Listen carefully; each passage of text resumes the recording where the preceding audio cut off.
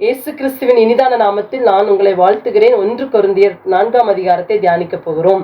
பவுல் சொல்லுகிறார், நீங்கள் எங்களை கிறிஸ்துவின் ஊழியக்காரன் என்றும் உக்ரானக்காரர் என்றும் எண்ணிக்கொள்ளுங்கள். கிறிஸ்துவின் ஊழியக்காரன் என்றால் கிறிஸ்துவுக்கு அடிமைகளாக ஒப்பு கொடுக்கப்பட்டவர்கள். அது மட்டுமல்ல, உக்ரானக்காரன் என்றால் ஒரு நிர்வாகிக்கிறவர்கள், ஒரு பொறுப்பாளர், ஒரு தலைமைத்துவம் எடுத்து நடத்துகிறவர்கள் என்று அர்த்தம். அவர்கள் எப்படிப்பட்டவர்களா இருக்க வேண்டுமாம்?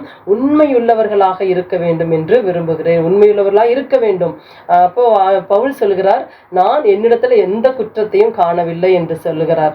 அப்படி என்றால் அதனால நான் நீதிமான் ஆகிறதில்லை. அப்போ இன்னைக்கு அநேகர் சன்மார்க்கமாய் நல்லவர்களாய் இருக்கலாம். ஆனால் இயேசு கிறிஸ்துவின் ரத்தத்தினால மாத்திரம்தான் நாம் நீதிமான்களாக ஆக்கப்படுகிறோம். நாம் அவர் மேல பற்றி விசுவாசத்தினாலதான் நீதிமான்கள் ஆக்கப்படுகிறோம். ஏனால் எல்லாரையும் ஆண்டவர் நியாயம் விசாரிக்கிறவராயிருக்கிறார். எல்லாரும் பாவம் செய்து தேவ மகிமையற்றவர்களானார்கள், ஒருவனாகிலும் நீதிமான்கள் இல்லை என்று வசனம் சொல்லுகிறது. அப்ப இயேசுவை நம்பும் போது, விசுவாசிக்கும் போது நீதிமான்கள் ஆக்கப்படுகிறோம். அது மட்டுமல்ல, அவர் சொல்றாரு, இருளில் இருக்கிறதை அவர் வெளிச்சத்துல கொண்டு வருவார். நம்ம இருதயத்துல நினைக்கிற யோசனைகளை கூட ஆண்டவர் வெளிப்படுத்திடுவார். அப்போ அவனவனுக்குரிய புகழ்ச்சி தேவனால் உண்டாயிருக்கும். அவனவர்களுக்குரிய கிரியைகளுக்கு தக்க பலனை ஆண்டவர் அவரோடு கூட வருகிறது. அவர் பலன் தருகிறவராக இருக்கிறார். அப்படியாக பவுல் எப்படி உண்மையுள்ளவர்களாய் இருந்திருக்க வேண்டும் என்று நீங்க நினைத்து பாருங்கள். அவர் சொல்றாரு, கிறிஸ்து இயேசுவின் நிமித்தம் சுவிசேஷத்தினாலே நான் உங்களை பெற்றேன், நீங்கள் என்னை பின்பற்றவர்களாகுங்கள் என்று நான் உங்களுக்கு புத்தி சொல்லுகிறேன் என்று சொல்லுகிறார். அப்போ பவுலை பின்பற்ற வேண்டும் என்று தன்னை சொல்லும் போது அவர் எப்படிப்பட்ட நடக்கை, பேச்சு, யோசனை, சுபாவம் உடையவராய் இருந்திருக்க வேண்டும் என்று நீங்கள் யோசித்து பாருங்கள்.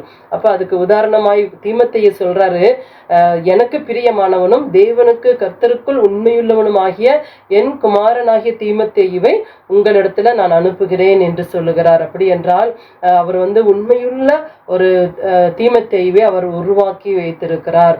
தகப்பனை போல அவரை உருவாக்கி ஆண்டவருடைய ஊழியத்திலே பயன்படுத்தினார் என்று பார்க்கிறோம்.